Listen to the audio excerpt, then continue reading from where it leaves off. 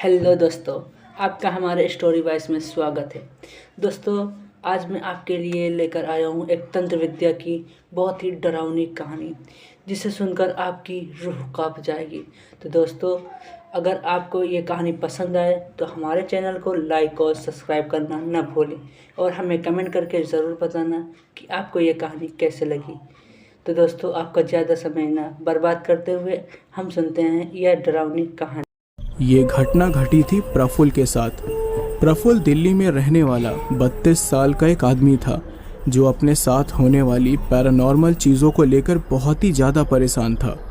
वो अचानक हिंसक हो जाता था, कभी भी अचानक चिल्लाने लगता था, कभी कभी अपने से छोटे पर बिना वजह हाथ उठाने लगता था और कभी कभी तो खुद को भी चोट पहुंचाने की कोशिश करता था। हर दिन तो नहीं, लेकिन हर अमावस की रात को अचानक उसके बर्ताव में ऐसा बदलाव आता था मानो उसके शरीर में कोई प्रेत ही घुस गया हो। आंखें लाल हो जाती थी, सांसें तेज हो जाती थी, कभी कभी वो जमीन में पड़ा हुआ दर्द से तड़पता रहता था। फिर उसके साथ होने वाली इन घटनाओं ने उसका मानसिक संतुलन बिगाड़ना भी शुरू कर दिया था। जब वो अपने होश में होता था तो उसे चिंता होती थी कि कहीं वो कुछ गलत ना कर बैठे। वो समझ गया था कि उसे जल्द से जल्द अपना इलाज कराना होगा, वरना वो सच में कुछ कर बैठेगा। जब प्रफुल्ल डॉक्टर के पास गया तो डॉक्टर ने उसे कुछ प्रेस्क्रिप्शन दे दी। प्रफुल्ल उस प्रेस्क्रिप्शन के अनुसार ही दवाइयाँ लेने लगा, लेकिन उसका कोई भी फायदा नहीं हुआ। ग्रहण और अमावस की रात उसके लिए काफ़ी दर्द भरी होती थी।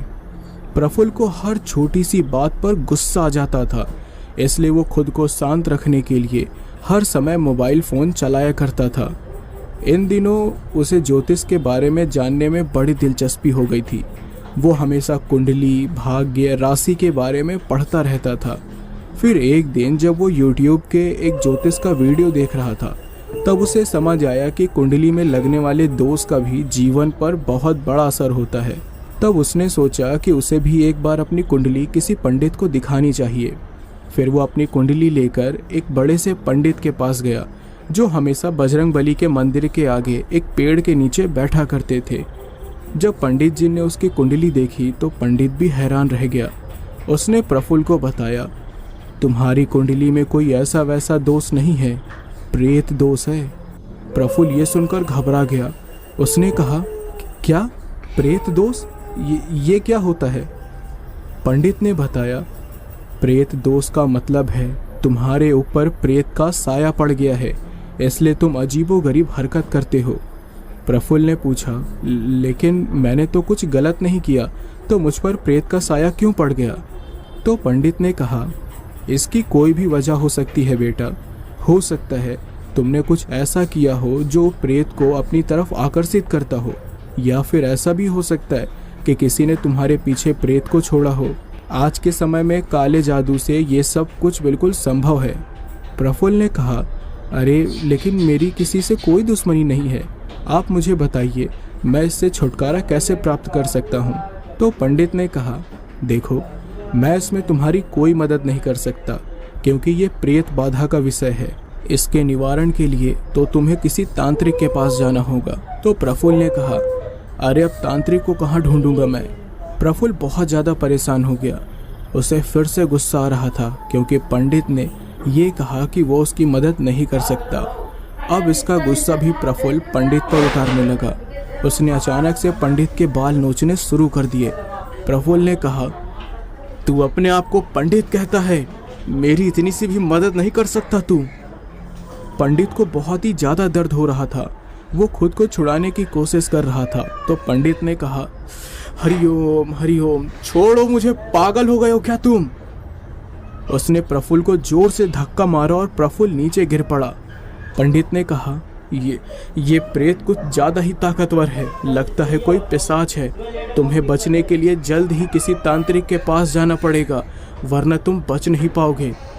ये बोलकर पंडित वहाँ से तुरंत भाग गया। प्रफुल्ल का गुस्सा और भी ज़्यादा बढ़ रहा था। वो अजीब सी गुर्राहट की आवाज़ निकालते हुए अपने घर जा रहा था। उसे देखने वाले लोग भी घबरा रहे थे और उससे 10 कदम की दूरी से होकर ही गुजर रहे थे। जैसे ही प्रफुल्ल अपने घर पर पहुंचा, उसका गुस्सा अपने आप ही शांत होने लगा। जब उसे कुछ अच्छा महसूस हुआ तो वो जाकर चुपचाप सो गया। अगले कुछ दिन उसकी ऐसी ही हालत बनी रही। जिस प्रेत ने उसके ऊपर कब्जा किया था वो उसे चैन से जीने नहीं दे रहा था। फिर एक दिन प्रफुल्ल को उसके दोस्त का कॉल आया और प्रफुल्ल ने उसे अपनी समस्या के बारे में बताया। तब प्रफुल्ल के दोस्त ने कहा, देख प्रफुल्ल, मुझे तो ये नहीं पता कि वो तांत्रिक तेरा काम कर पाएगा या नहीं, लेकिन मैं एक तांत्रिक को जानता हूँ जो भूत प्रेत भगाने का काम करता है। अगर तेरे ऊपर सच में प्रेत दोष है तो शायद वो तेरी मदद कर सकता है। प्रफुल्ल ने उससे उस तांत्रिक का पता पूछा। तब उसके दोस्त ने बताया, भाई वो तांत्रिक एक वीरान खंडहर के पास रहता है, वहीं पर वो साधना भी करता है। मैं तुझे उसका लोकेशन भेज देता हूँ, लेकिन हाँ ध्यान रखना वो जगह बड़ी अजीब है। मैं एक बार वहाँ गया था, मुझे इतनी डरावनी आवाज़ें आई कि मैंने वहाँ दोबारा जाने की हिम्मत ही नहीं की। तो प्रफुल्ल ने कहा, अच्छा ठीक है भाई, मैं ध्यान रखूँगा। प्रफुल्ल के दोस्त ने उसे उस तांत्रिक का पता दे दिया और अगले ही दिन प्रफुल्ल उस तांत्रिक के साधना स्थल के पास पहुंच गया। लेकिन हैरान करने वाली बात यह थी कि वो तांत्रिक वहां था ही नहीं। प्रफुल्ल वहीं पर उस तांत्रिक का इंतज़ार करने लगा और ऐसे ही इंतज़ार करते करते रात हो गई। रात को वो वीरान खंडहर और भी ज़्यादा खतरनाक नज़र आने लगा। चारों तरफ पत्थरों से बनी बड़ी बड़ी दीवारें, कुछ टूटी फूटी सीढ़ियाँ और चारों तरफ गिरे हुए पत्थर ही पत्थर थे। चारों ओर डरावनी सी शांति थी। हवा की आवाज़ मन में डर पैदा करने के लिए काफ़ी थी। तभी अचानक से एक के ऊपर एक रखे हुए पत्थर थोड़े से सरक कर गिरने लगे, जिसकी आवाज़ से प्रफुल्ल और डर गया। उसने देखा कि पत्थरों के बीच से एक सांप निकल रहा है और प्रफुल्ल उसे देखकर और ज़्यादा घबरा गया। सांप फुफकारने की आवाज़ निकाल रहा था और वो आवाज़ प्रफुल्ल के रोंगटे खड़े कर रही थी। इसलिए प्रफुल्ल उस खंडहर के बाहर निकलकर थोड़ा दूर जाकर खड़ा हो गया। आधी रात होने को आई थी, लेकिन तांत्रिक का कोई अता पता नहीं था। फिर प्रफुल्ल ने उस अंधेरी रात में सुनसान खंडहर का चक्कर लगाने की सोची। वो वहाँ इधर उधर भटक ही रहा था कि तभी उसे ऐसा लगा जैसे कि कोई उसके पीछे से गुजरा हो। लेकिन जब तक प्रफुल्ल पलटा तब तक वो जा चुका था। फिर उसे कुछ मंत्रों की आवाज़ आई और खंडहर के अंदर रोशनी दिखाई दी। प्रफुल्ल ने सोचा कि शायद वो तांत्रिक आ गया है, इसलिए वो सीधे दौड़ते हुए खंडहर के अंदर वापस चला गया। अंदर जाकर उसने देखा कि काले कपड़े पहने लंबे बाल वाला अजीब सा आदमी आंखें बंद करके मंत्रों का उच्चारण कर रहा है और अपने मंत्र में लोना चमारी की दुहाई दे रहा है। प्रफुल्ल उसके थोड़ा पास गया और बोला, जी मैं प्रफुल्ल, मुझ पर प्रेत का साया है कि क्या आप मेरी मदद कर सकते हैं? तांत्रिक ने तुरंत अपनी आंखें खोली। एक पल के लिए दोनों एक दूसरे को देखते रहे और एक बार फिर से बिल्कुल सन्नाटा छा गया। तांत्रिक ने कहा, कुंडली लाए हो अपनी?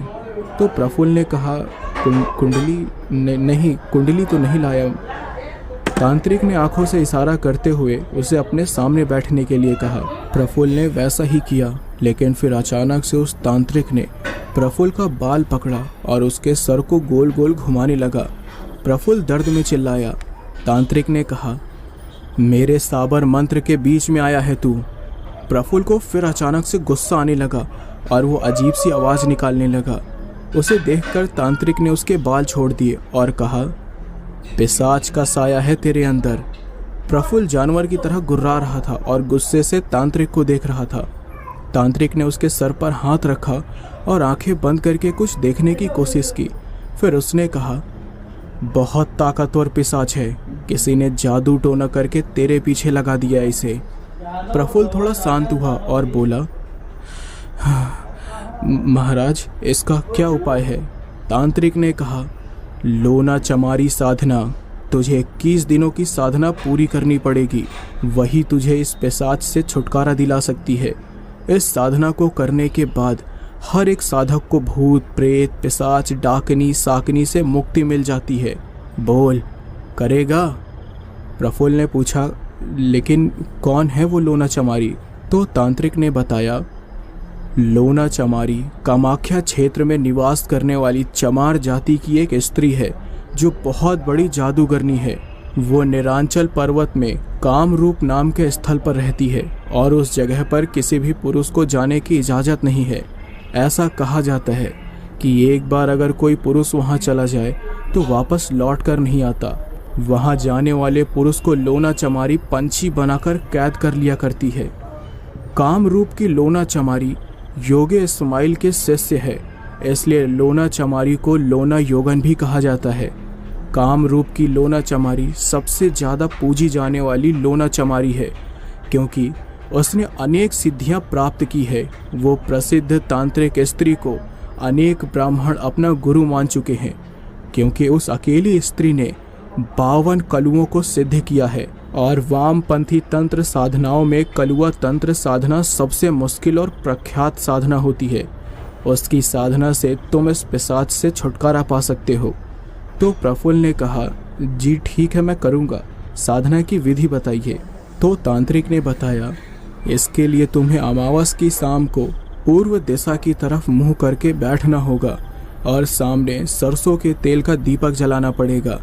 साधना के पहले दिन 2 लड्डू, 1 मीठा पान, 2 लौंग, 2 छोटी इलायची और 7 प्रकार की मिठाई अपने सामने रखना है और अगले दिन किसी उजाड़ स्थान पर जाकर फेंक कर आना है। और ध्यान रहे, उजाड़ स्थान में भोग फेंकते समय पीछे मुड़कर मत देखना वरना अनर्थ हो जाएगा। साधना करते समय गुरु पूजन और गणेश पूजन करना होगा और उसके बाद रक्षा मंत्र से अपने चारों तरफ एक सुरक्षा चक्र बनाना है। फिर साबर मंत्र का जाप करना है। और हाँ, ध्यान रहे, ये मंत्र जाप हर दिन एक जैसा ही होना चाहिए, न कम न ज़्यादा। 21 दिन की साधना के बाद फिर से 2 लड्डू, 1 मीठा पान, 2 लौंग, 2 छोटी इलायची और 7 प्रकार की मिठाई अपने सामने रखना और इससे अगले दिन किसी उजाड़ जगह पर इस भोग को वापस से फेंक कर आना। समझ गए? तो प्रफुल्ल ने कहा, हाँ समझ गया मैं। तांत्रिक ने कहा, याद रखना, जब भी तुम्हें लोना चमारी की ज़रूरत हो तो मन में उसके साबर मंत्र का जाप करना और जो काम तुम्हें करवाना है उसके बारे में सोचना, तुम्हारा काम हो जाएगा। ठीक है ना? तो प्रफुल्ल ने कहा, हाँ ठीक है। तांत्रिक हंसने लगा और बोला, ठीक है, फिर निकालो मेरे 5000 रुपये। प्रफुल्ल चौंक गया और बोला, 5000 किस बात के? तो तांत्रिक ने कहा, अरे प्रेत बाधा से बाहर निकालने के लिए। प्रफुल्ल के पास और कोई चारा नहीं था, इसलिए उसने पैसे दे दिए। फिर प्रफुल्ल वापस अपने घर आने के लिए निकल गया।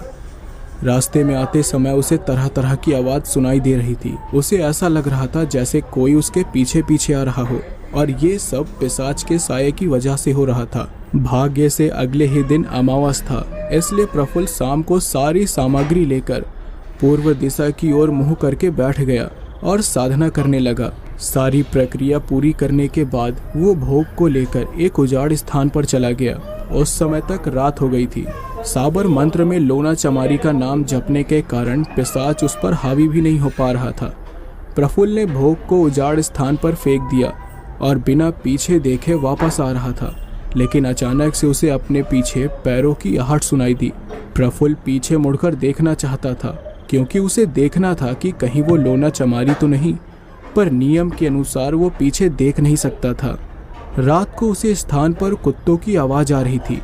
फिर प्रफुल्ल को लगा कि कोई उसकी ओर तेजी से बढ़ रहा है, इसलिए वो बिना पीछे देखे तेजी से वहाँ से भाग निकला। फिर अगले कुछ दिन आराम से निकल गए, लेकिन जैसे जैसे दिन गुजर रहे थे वैसे वैसे साधना कठिन होती जा रही थी। साधना की 7वीं रात थी जब प्रफुल्ल सुरक्षा चक्र के अंदर बैठकर मंत्रों का जाप कर रहा था। उसने अपनी आंखें बंद कर रखी थी। साधना के बीच में उसे एक औरत की छवि दिखाई दी। वो सिर्फ एक औरत की ही परछाई थी जो उसकी तरफ आ रही थी। प्रफुल्ल को पहली बार ऐसा कुछ दिखा था, इसलिए वो डर रहा था, लेकिन मंत्रों का जाप उसने जारी रखा। फिर उसे कान में कुछ आवाज़ आई जो एक औरत की थी, लेकिन उस औरत ने क्या बोला ये प्रफुल्ल को समझ नहीं आया, पर वो डर के मारे ठीक से मंत्र का जाप भी नहीं कर पा रहा था। उसे एक औरत की छवि के साथ साथ कुछ पंछियों की छवि भी नजर आ रही थी, लेकिन उसका अर्थ क्या था वो प्रफुल्ल को समझ नहीं आया। ऐसी ही वो हर रात लोना चमारी की साधना करता रहा और 21वें दिन फिर से भोग को उजाड़ स्थान में फेंकने के लिए गया। उस उजाड़ स्थान से फिर जब वो वापस लौट रहा था तो फिर से उसे पीछे की ओर से कुछ आवाज़ आने लगी। उस सुनसान इलाके में प्रफुल्ल अकेला, और वापस आते समय उसके दिल की धड़कन इतनी तेज हो गई थी कि उसे आसानी से सुना जा सकता था। प्रफुल्ल पीछे देखना चाहता था लेकिन डर के मारे देख नहीं पा रहा था।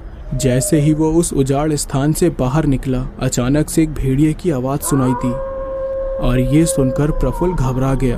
प्रफुल्ल ने सोचा, साधना तो पूरी हो गई है, अब मुझे लोना चमारी की ताकत आजमा के देखनी चाहिए। उसी समय वो अचानक चलते चलते रुक गया और अपने सीने पर हाथ रख लिया, क्योंकि उसके सीने और सर में बहुत ही तेज दर्द होने लगा और वो फिर से जानवर की तरह आवाज़ निकालने लगा।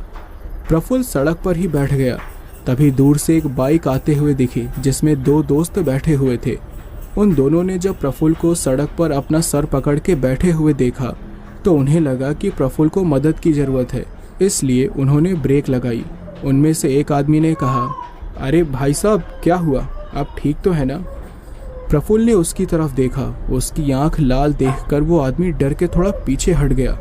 दूसरे आदमी ने कहा कि क्या हुआ भाई साहब, आप ऐसे क्यों बैठे हैं, आपको कोई मदद चाहिए क्या? लेकिन प्रफुल्ल ने कोई जवाब नहीं दिया, बल्कि अपने बाल नोचने लगा। दोनों आदमी उसे देखकर डर गए। पहले आदमी ने अपने साथी से कहा, लगता है ये पागल है, चल यहाँ से जल्दी निकल, पता नहीं क्या कर देगा। दोनों आदमी वहाँ से तुरंत भाग गए। प्रफुल्ल सड़क पर ही इधर से उधर लौटने लगा। उसे भयंकर दर्द हो रहा था। फिर उसने अपनी आंखें बंद करके साबर मंत्र का जाप करना शुरू कर दिया और लोना चमारी की दुहाई दी।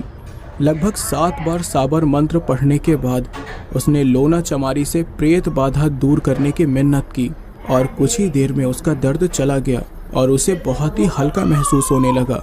वो सीधे बैठ गया।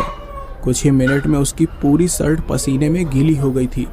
उसे ऐसा लग रहा था जैसे उसके दिमाग से कोई बहुत बड़ा बोझ उतर गया हो।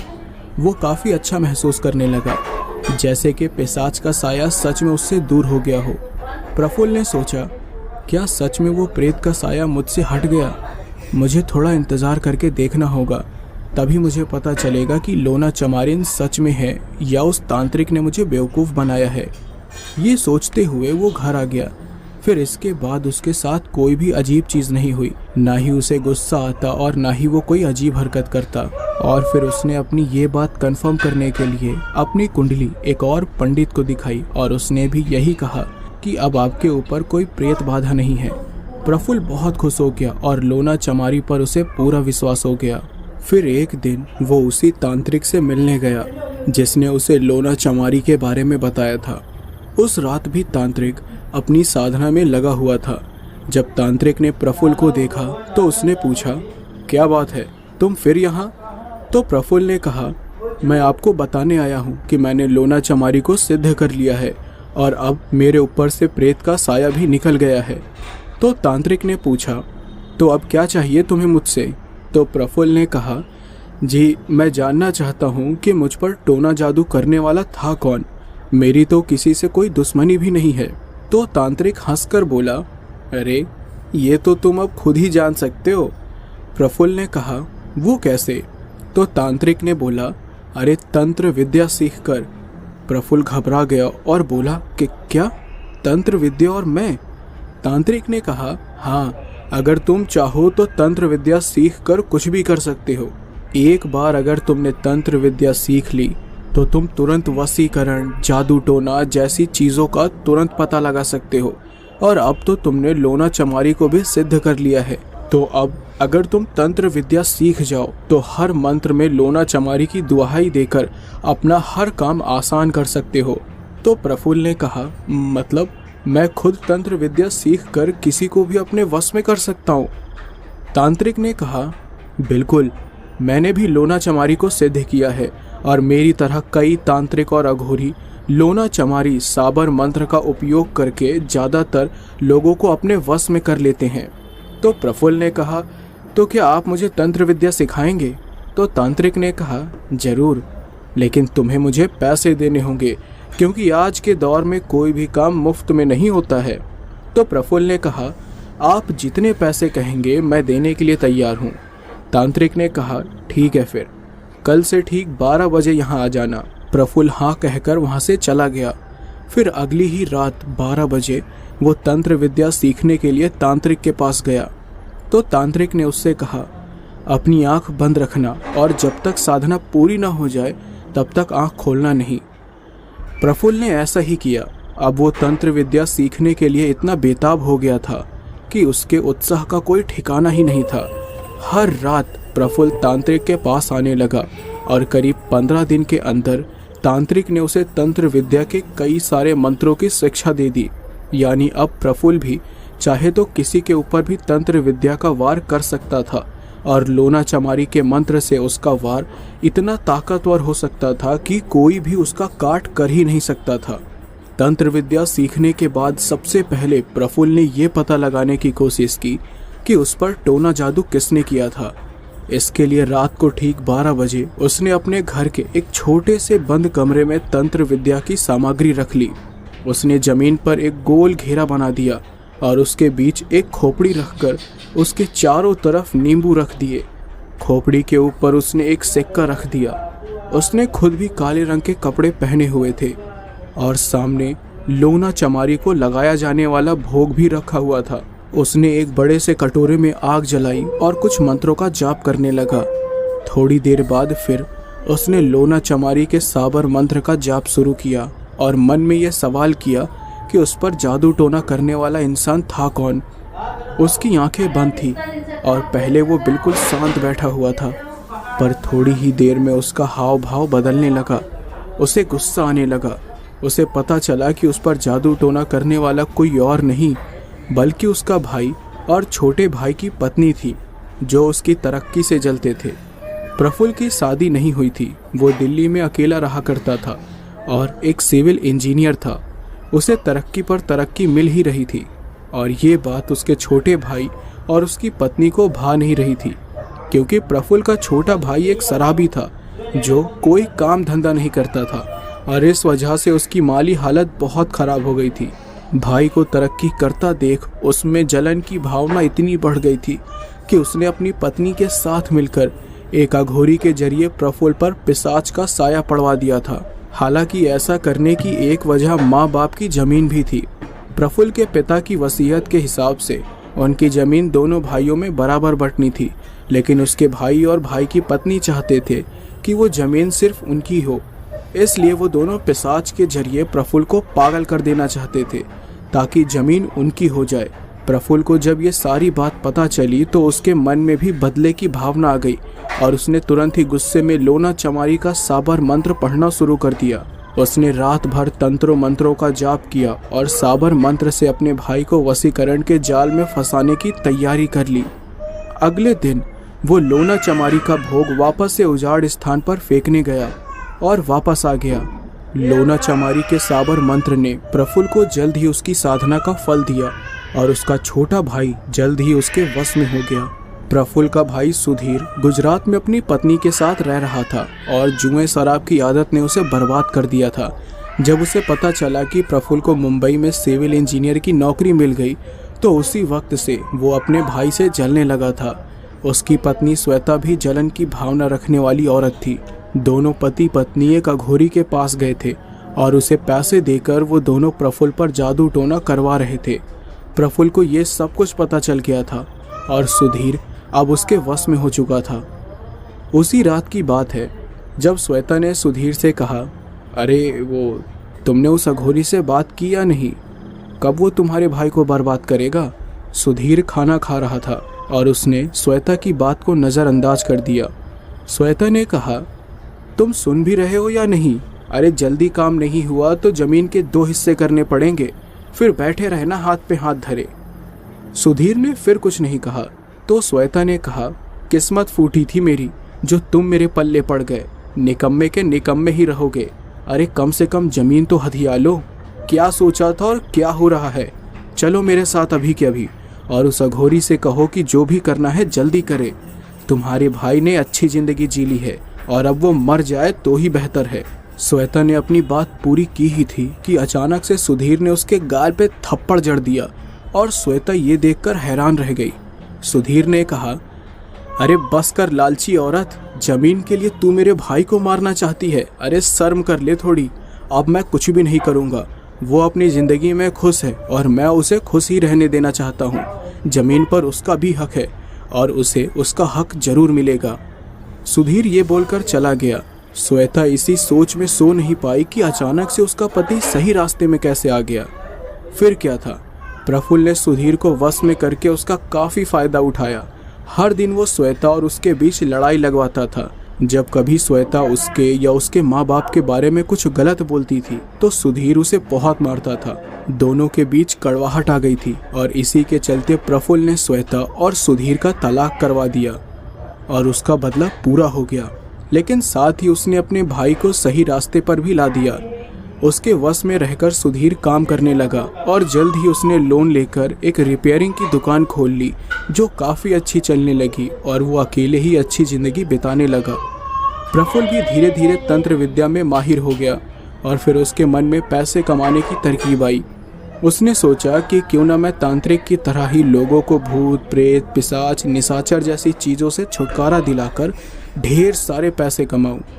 फिर उसने ऐसा ही किया और आसपास के गांव में काले कपड़े पहनकर जाने लगा। लेकिन वहां उसे कोई ऐसा नहीं मिला जो भूत प्रेत से परेशान हो या जादू टोना के जाल में फंसा हो। फिर एक दिन वो घूमते घूमते बेलापुर नाम के एक छोटे से गांव में पहुंच गया। वो गांव बहुत ही ज़्यादा छोटा था, करीब 15-20 ही घर थे वहां पर। उस गांव में कदम रखते ही उसे काफ़ी ज़्यादा खौफनाक शक्ति होने का एहसास हुआ। तभी उसने देखा कि एक आदमी को कुछ लोग जबरदस्ती जमीन में घसीटते हुए कहीं ले जा रहे थे। उस आदमी के हाथ पैर रस्सी से बंधे हुए थे। उसने काले रंग के कपड़े पहने थे और उसके माथे पर लाल रंग का टीका लगा हुआ था। उसे देखकर कोई भी ये कह सकता है कि वो तांत्रिक ही था। लेकिन वो आदमी अजीब सी आवाज़ें निकालकर खुद को छुड़ाने की कोशिश कर रहा था। प्रफुल्ल उनके पास गया और पूछा, अरे भाई, कहाँ ले जा रहे हो इसे और क्या हुआ है इसे? तो एक औरत ने कहा, अरे हटो सामने से, देर हो रही है। इसे शाम तक मसान लेकर जाना है जहाँ इसके शरीर से भूत को निकाला जाएगा। प्रफुल्ल ने कहा, भूत? तो एक आदमी बोला, अरे हाँ, इसके अंदर भूत है, देखो कैसी हरकत कर रहा है। प्रफुल्ल ने उस आदमी की ओर देखा। वो आदमी खुद को ही काट रहा था। तो एक आदमी ने प्रफुल्ल को बताया कि ये आदमी पहले एक तांत्रिक था। शायद कोई गलती हो गई होगी इससे अपनी साधना में, इसलिए उल्टा असर हो गया और कोई प्रेत इसके शरीर में घुस गया।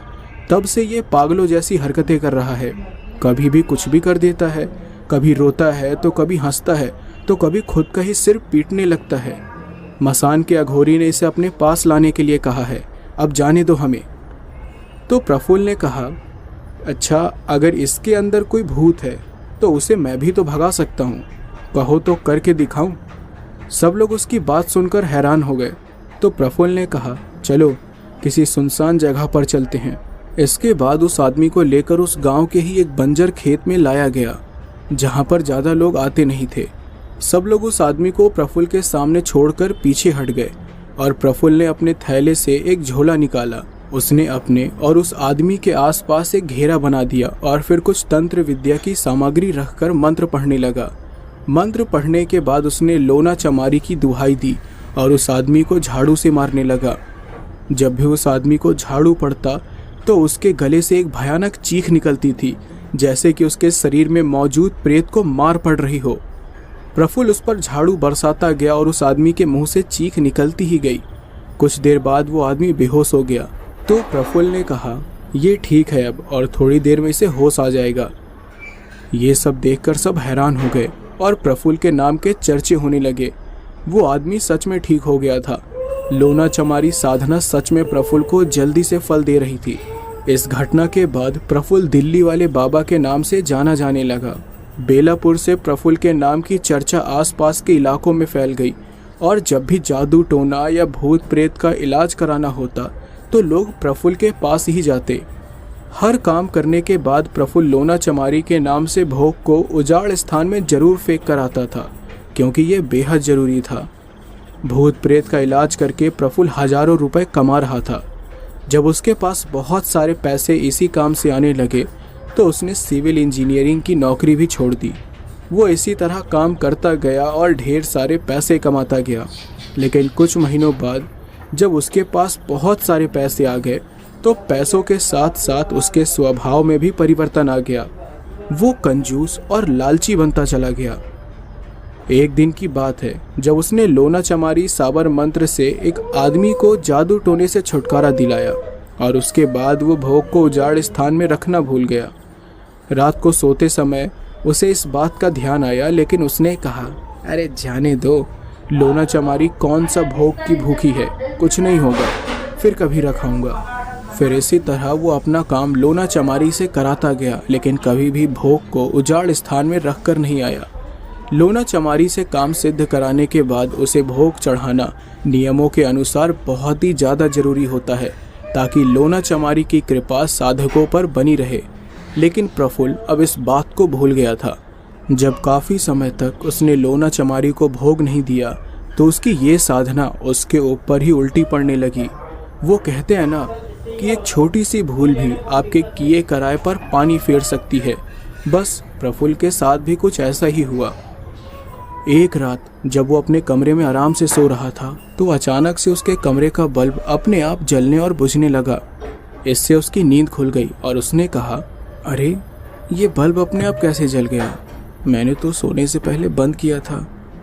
लगता है शायद मैं भूल गया होऊंगा और अब मेरी वजह से लो, अब बल्ब भी खराब हो गया।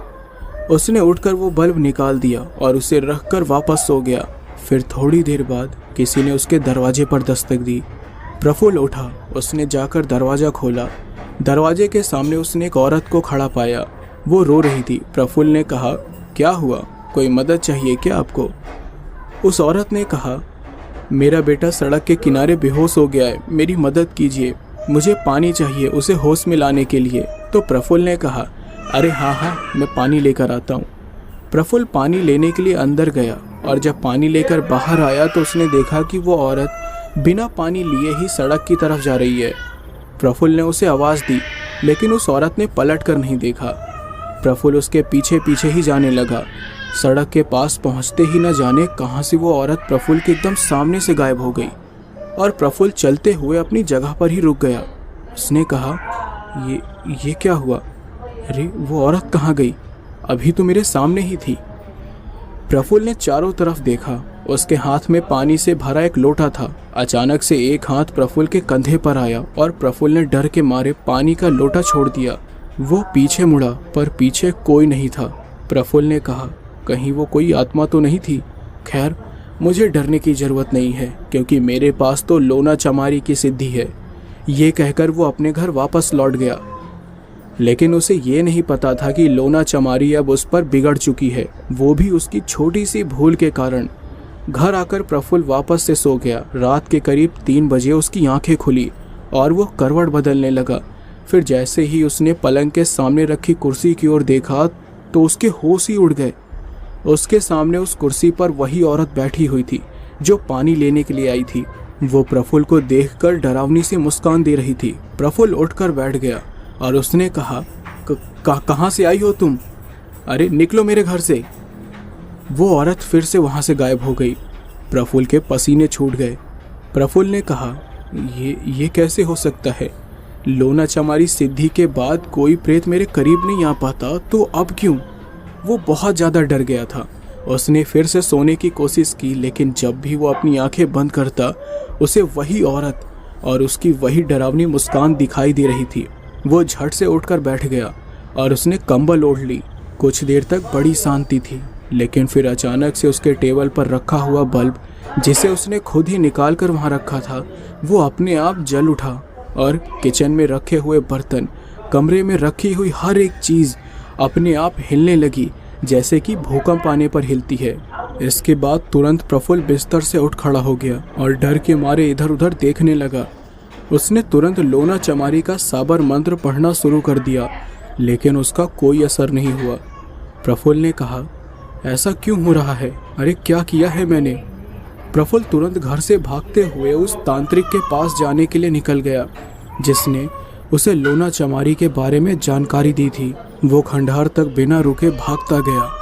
खंडहर में तांत्रिक बैठा हुआ था। प्रफुल्ल वहां हाँफते हुए पहुंचा और उसने कहा, मेरे पीछे एक प्रेत पड़ गई है। लोना चमारी का मंत्र भी काम नहीं कर रहा है। ऐसा क्यों हो रहा है? तांत्रिक उठ खड़ा हुआ और वो बोला, मूर्ख, कहीं तूने उसे नाराज तो नहीं कर दिया? निकल यहाँ से, वरना वो मुझसे भी नाराज हो जाएगी। मैं तेरी इसमें कोई मदद नहीं करूँगा। जा यहाँ से और लोना चमारी से ही माफ़ी मांग। प्रफुल्ल डर गया और हाथ जोड़कर बोला, नहीं बाबा, मेरी मदद करो। तुम जितने पैसे बोलोगे मैं दूंगा। तांत्रिक ने नीचे पड़ा हुआ एक पत्थर उठा लिया और बोला, निकल यहाँ से, वरना अभी के अभी मार कर तेरा सर फोड़ दूंगा। जा यहाँ से। प्रफुल्ल डर गया और वहाँ से भाग निकला। अब उसे समझ नहीं आ रहा था कि उसने कौन सी गलती कर दी है। वो बार बार मन में साबर मंत्र पढ़कर लोना चमारी से माफ़ी मांग रहा था, लेकिन लोना चमारी का गुस्सा शांत ही नहीं हो रहा था। सुबह होते तक प्रफुल्ल सड़क पर ही भटकता रह गया और जब सुबह होते ही वो अपने घर के पास पहुंचा तो उसने देखा कि उसका घर मिट्टी में बदल चुका है और घर के सामने लोगों की भीड़ लग गई है। वो हैरान परेशान हो गया। वो बोला, ऐसे ऐसे कैसे हो सकता है? मेरा घर मिट्टी में कैसे बदल गया? कहाँ है मेरा घर? आसपास के लोग भी हैरान थे कि ऐसा कैसे हो सकता है। सभी घरों में सिर्फ प्रफुल्ल का घर कैसे रातों रात मिट्टी में बदल गया। प्रफुल्ल चीख रहा था, चिल्ला रहा था और लोगों को उस पर दया आ रही थी। उसके पास रहने का कोई ठिकाना नहीं था। उस दिन वो अपने घर के सामने ही बैठा रहा। फिर उसे अपने भाई की याद आई और उसने कहा, सुधीर मेरे वश में है, वो मुझे अपने घर में जरूर रहने देगा। प्रफुल्ल के पास थोड़े बहुत पैसे बचे हुए थे और उसी के सहारे वो गुजरात सुधीर के पास जाने के लिए निकल गया। लेकिन जब वो वहाँ पहुँचा तो उसने देखा कि अब सुधीर कोई शराबी या जुएबाज नहीं है। उसने अपनी मेहनत से एक बड़ा मुकाम हासिल। दोस्तों, यह कहानी यहीं पर समाप्त होती है। अगर आपको यह कहानी पसंद आई है तो हमारे चैनल को लाइक और सब्सक्राइब करें और हमें कमेंट करके ज़रूर बताएं कि आपको यह कहानी कैसी लगी। तो दोस्तों, आपसे मिलते हैं अगली वीडियो में। जब तक के लिए गुड बाय।